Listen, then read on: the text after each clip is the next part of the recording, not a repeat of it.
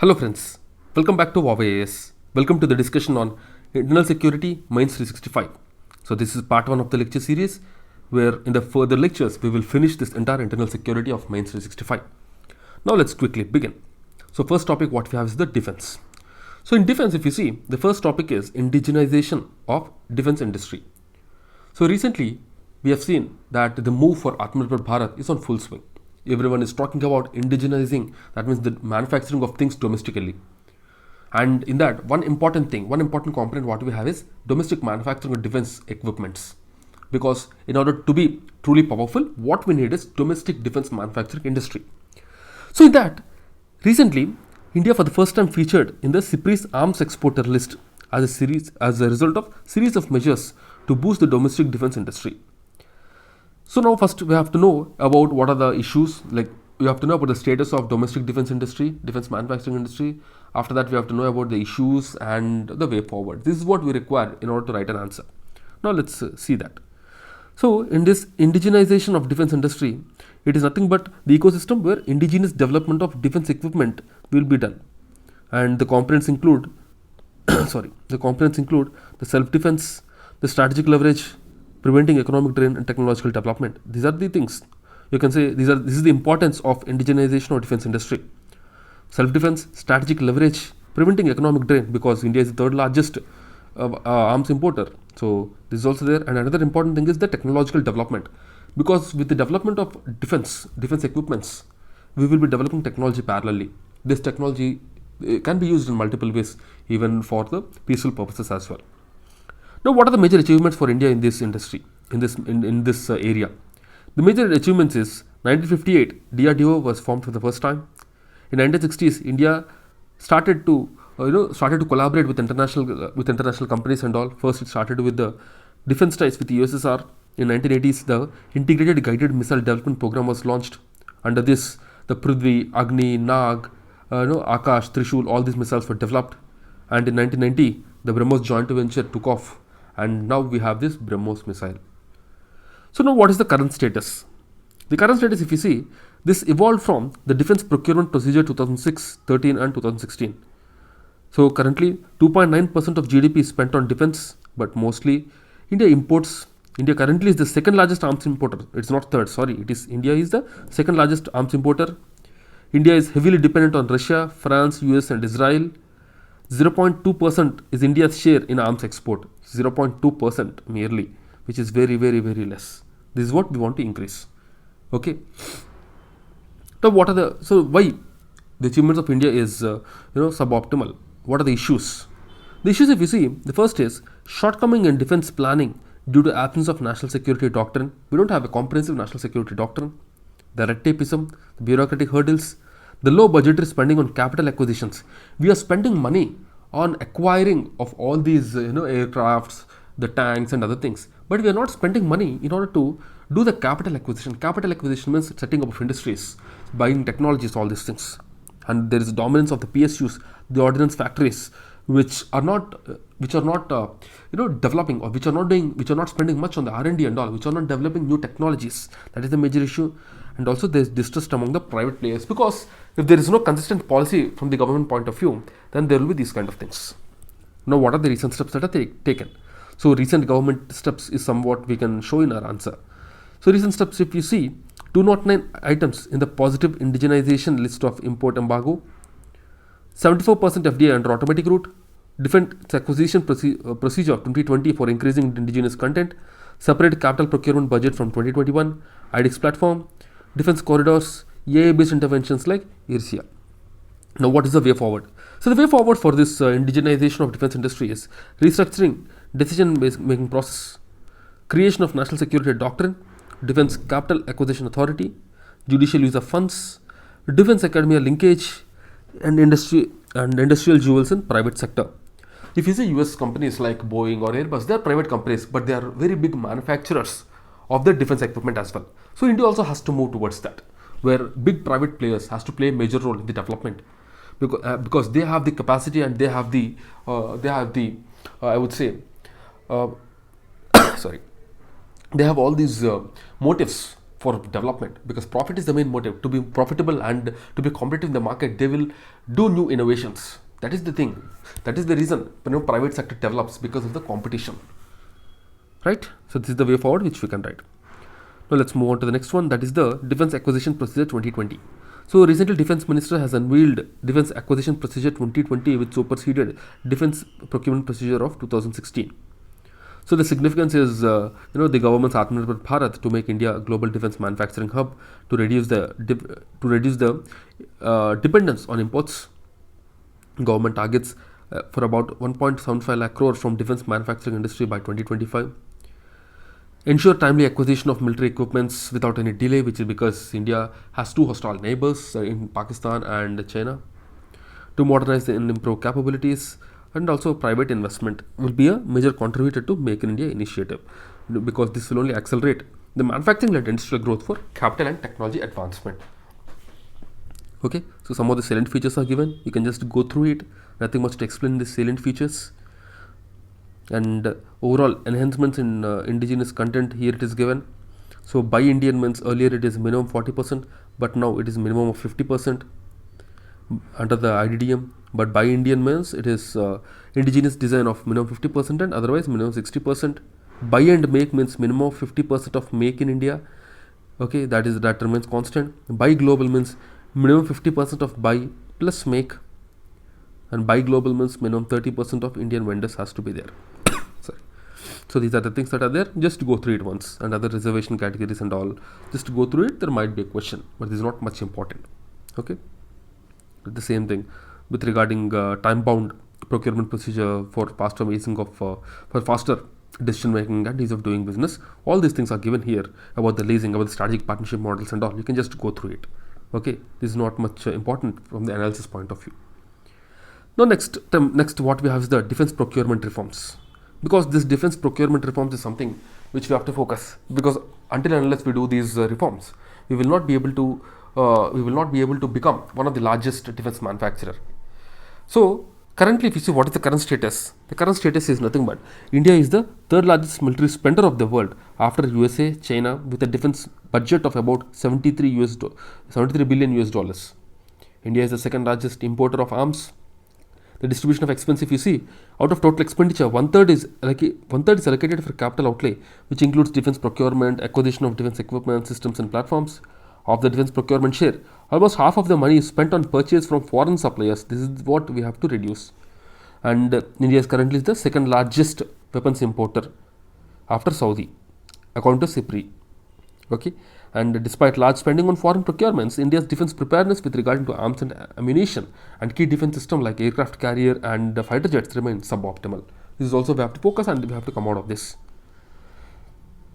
Now, what are the issues in defense procurement ecosystem? The issues, if you see, there is delay in the procurement system only, because the projections requirement by the army and actual delivery is quite high. For example, the submarine project of P-75I, it has reached only to request of proposal stage in 2021, despite being in pipeline for more than 2 decades. So, the proposal by the armed forces and the acceptance of that proposal, there is this mismatch. Okay, and also there is poor coordination among the stakeholders involved. Okay, for example, communication gaps between army and the defense ministry, and for this purpose only we have the CDS, the Chief of Defense Staff. And also frequent policy changes results in delaying or scrapping of projects. Example, despite shortages and aging assets, old tender issued through old policy are scrapped on to adapt for the adoption of new policy. Presence of corruption in middlement and defense procurements, unsettled border issues, plus indecisiveness over the political decisions over foreign procurement has left armed forces severely ill-equipped. And there are several steps that are taken. The Defense Acquisition Procedure of 2020, which aims for the time-bound defense procurement through faster decision-making and boost capabilities of the armed forces, and also increase the domestic manufacturing. This is the first step that was taken. Next is increasing the FDI under automatic route from 49% to 74%. 2 negative import lists or you can say positive indigenization lists have been notified with 101 and 108 items respectively. That means total of 209 items. India cannot import to a certain extent, we can say. And also it is divided into domestic and manufacturing routes, the capitals, to ensure highest domestic procurements. And also the focus is now on the exports also. Recently we have seen India is part of this CIPRI export list of countries which are exporting weapons. India is part of that. And also advancing the timelines includes the timelines for procurement as well as acceptance of necessity. So that is the thing. Okay. So what are the steps? And also, recently this step also was taken, the dissolution of ordnance factory boards, and this was replaced by 7 new defense PSUs. It is a move which is expected to eliminate inefficient supply chain and tap benefits of competition and new opportunities, including exports. Now, what are the steps to further improve the defense procurement ecosystem? The steps like early projection of requirements, this is the important thing. So, if we can forecast the demand, then we can increase our manufacturing, or a lot of things can be done. We can set up new industries, everything can be done. Accountability is in procurement. There has to be accountability. Who is accountable? Are the armed forces accountable or the defense ministry accountable? So this accountability has to be clear, and also the coordination issues has to be reduced between the stakeholders. So for this, creation of a separate dedicated acquisition cell is important. Investments in defense production, because it's a very capital intensive industry, the defense manufacturing industry. So for this, the government also has to support keeping the long term projections in long term acquisitions in mind. And also developing defense industry academia linkage. This is the important thing. The defense industry academia linkage is something which will ensure that we develop future weapons. Today everyone is talking about the cyber warfare. Today everyone is talking about the laser warfare. So for all of these things, if we can have this coordination between the defense and the that is the defense industry and the academics, then we can develop our future engineers and all in line with the needs. Okay, this is the important thing, right? Now let's move on to the next topic. Next one is defense modernization. So recently, the 15th Finance Commission recommended a constitution of a dedicated non-lapsable modernization fund for defense plus internal security. So this fund basically it aims to bridge the gap between the projected budgetary requirement and allocation for defense and internal security. Its indicative size is about 2.5 lakh crore for 2021 to 26. The Commission recommended 4 specific sources of incremental funding. First is transfers from Consolidated Fund of India. Second, divestment proceeds from the defense PSUs. Third, proceeds from monetization of surplus defense land and proceeds of receipts from defense land. So these are the various ways in which the funding can be done to this fund. So the proceeds will be utilized for capital investment for modernization of defense services, CAPFs and the state police forces. The fund would also allocate 1,000 crores per year for the welfare of the families of defense and CAPF personnel who sacrifice their life in the frontline duties. So these are the things. Now what is the need for modernization?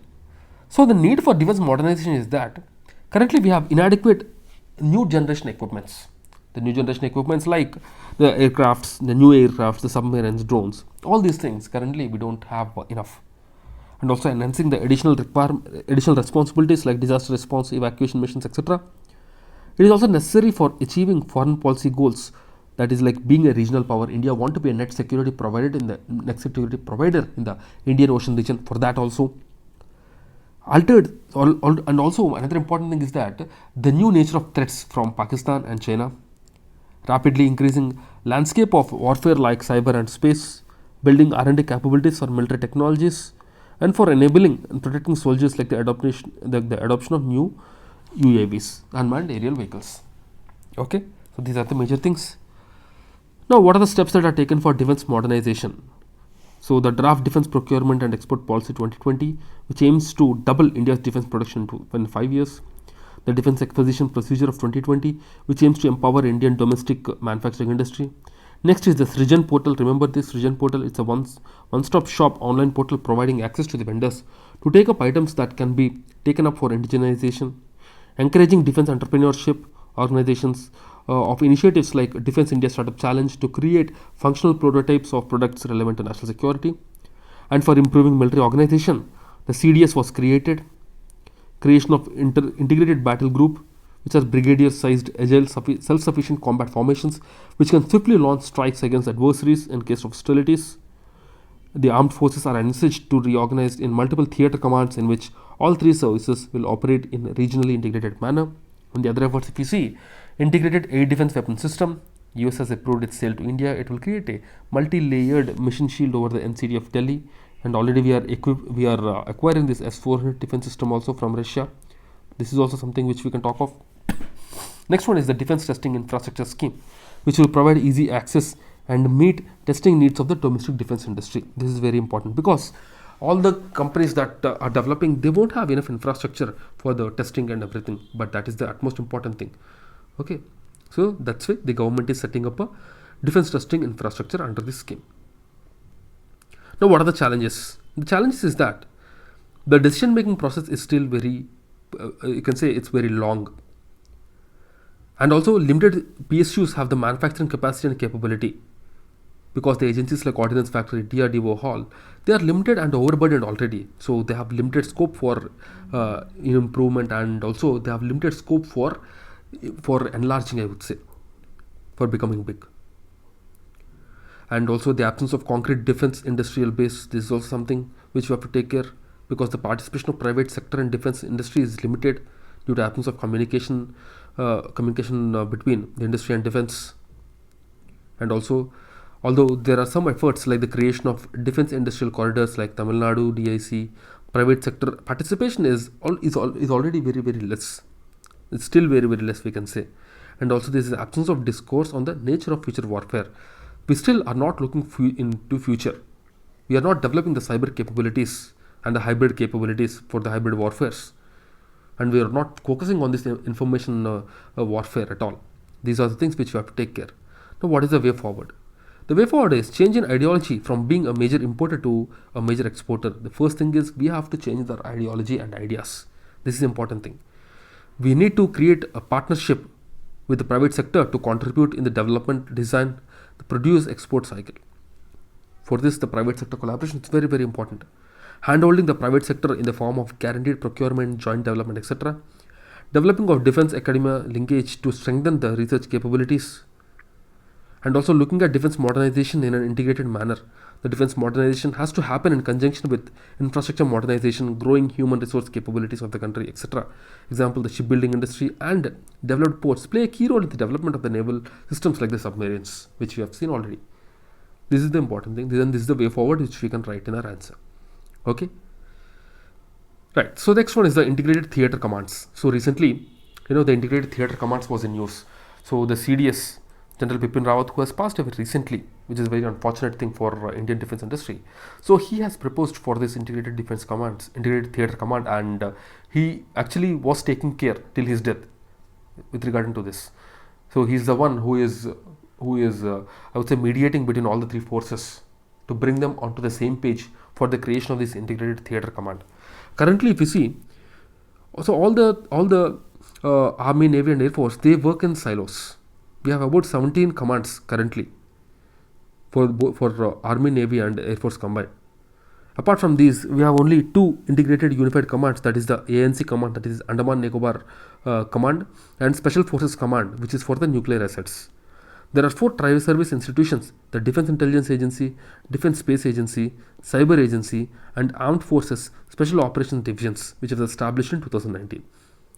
So this integrated theater command basically will ensure that all the commands are merged according to the geographical needs. It will be a geographical theater. Okay, so it will be under a single commander, and the commander of such forces will have resources of all the 3 forces at his disposal from the Army, Air Force, and Navy. This is for the seamless efficacy. This idea was proposed by both the Kargil Review Committee as well as the DB Shekatkar Committee. Both of them proposed this, and the current theaterization model under consideration seeks to set up at least 6 new integrated commands. Indian CDS have given the mandate to steer the theaterization drive, and the theaterization is something which is used by more than 32 countries across the globe. Even China also uses this. China, US, Russia, these countries uses this theater command only. And what is the need for theater command for India? The first is the changing nature of warfare. We have seen during the Kargil, there is this coordination issue between the Indian Air Force and Indian Army. So Indian Air Force has a different operation and Indian Army had a different operation during the Kargil. Next one is efficiency. So this will ensure that the assets of Army will be utilized by Air Force, the assets of Air Force will be utilized by Army, and in fact what it will do is it will increase the efficiency. It will not duplicate the resources. This is the important thing. And also bulk purchase of military equipments for three services together would reduce the cost and strengthen leverage to defense industry. And also there will be quick decision making in case of joint operations. Because if you see the next generation warfare and everything, there will be only joint operations. There has to be joint operations. Army cannot work alone. Even Air Force also cannot work alone. So there has to be that coordination among the agencies. So this will ensure there is coordination among all the three agencies. Okay. So now the integrated theatre command, what are we planning is currently Northern Command, Western Command, Eastern Command, Air Defense Command, Maritime Theatre Command and Logistics Command. These are the ones that are planned. Now what are the challenges in its implementation? The challenges is, first is, India is not geographically large enough to be divided into different theatres, and the current model is sufficient to protect its territory and lanes of communication and is feasible for transportation. It has been argued that this model would affect independent service entity of forces and could lead to inter-service friction also, because Army has a different kind of functioning, Air Force has different kind of functioning and Navy has different kind of functioning. Now how will all the three coordinate? How will all the three come to the same page? This is the biggest challenge. And also limited domain knowledge and expertise of theatre commander would affect the functioning of the command. A commander has to be very efficient in all the knowledge with regarding the resource of all the three services, but this is not an easy task. And also there are operational hurdles. Integrating theatre commands, integrating three services under the same theatre command faces hurdles like who reports to whom and how does the chain of command flows. And also budgetary allocations and distribution of funds need to be clearly worked out for setting up of seamless theatre command system. And also one more important challenge is that the forces like the Air Force and the Navy, they are fearful that Army will be dominating them, because in terms of sheer number, Army has the majority. There are, Army is a large force compared to Air Force and Navy, so they have fear in their mind. Now what is the way forward? What is the way ahead? Way ahead is, first is eliminating differences. The government has formed 8-member panel under the CDS to fine-tune plans and bring all stakeholders on board. Now we have to see what, after the death of our CDS, General Bipin Rawat, we have to see how things will proceed. And the concurrence of Ministry of Finance is important, as setting up of theatres and integration of various structures would have financial ramifications. Streamlining decision making, it should be 5 that who the theatre commanders would report to. Sorry. For example, in US, the commanders report to the political leadership. Right. So next one, other reforms through targeted intervention, robust and vibrant defense industrial manufacturing complex, recognition of changing nature of warfare, greater reliance on technological capabilities, etc. should be undertaken actively. This is the way ahead for this. Okay, so we can write this as way forward, the challenges, and we also have seen the importance for India. Right. So that's it guys for this lecture. I'll see you again in the next lecture. Till then, keep studying and stay tuned. Jai Hind.